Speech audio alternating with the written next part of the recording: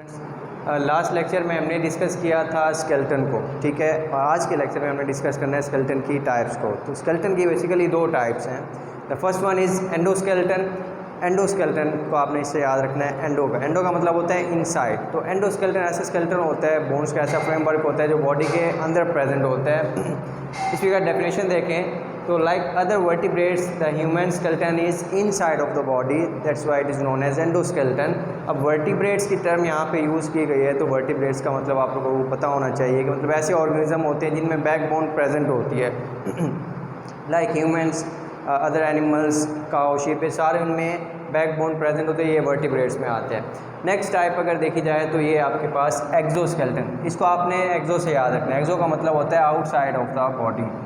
तो ऐसा स्केलेटन, अब इसके नाम से आपको पता चल रहा है, ऐसा स्केलेटन या ऐसा बोन्स का फ्रेमवर्क जो कि बॉडी के बाहर प्रेजेंट होता है, उसको बोलते हैं exoskeleton.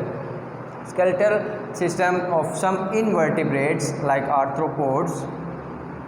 Arthropods is on outside the body. मतलब ऐसे एनिमल्स जिनमें रीढ़ की हड्डी नहीं होती, बैकबोन प्रेजेंट नहीं होती, वो आपके पास उनमें एक्सोस्केलेटन प्रेजेंट होता है। लाइक इसमें आर्थ्रोपोड्स आ गए। आर्थ्रोपोड्स में अगर आप देखें स्नेल्स आ जाते हैं। स्नेल्स के जो स्केलेटन होता है वो outside of the body shell की फॉर्म में होता है।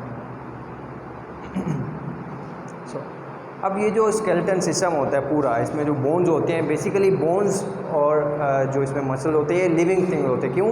क्योंकि इनके जो सेल्स होते हैं वो लिविंग होते हैं। हमें कैसे पता चलता है कि वो लिविंग है? उनमें एबिलिटी होती है कि वो ग्रो भी कर सकते हैं। अगर बोन फ्रैक्चर होती है तो आपने देखा होगा वो हील हो जाती है। इट मीन्स ये जो रीजनरेशन की जो करेक्टरिस्टिक्स हैं ये सारे लिविंग ऑर्गेनिज्म के करेक्टरिस्टिक्स हैं, ग्रोथ, रीजनरेशन। तो इट मीन्स के जो आपके बोन्स के सेल्स होते हैं वो लिविंग सेल्स होते हैं। नेक्स्ट हमने डिस्कस करना है रोल ऑफ स्केलेटन। इसकी डेफिनेशन में भी हमने देखा था कि स्केलेटन का काम क्या होता है। प्रोटेक्शन होता है, फिजिकल सपोर्ट होता है और मूवमेंट है।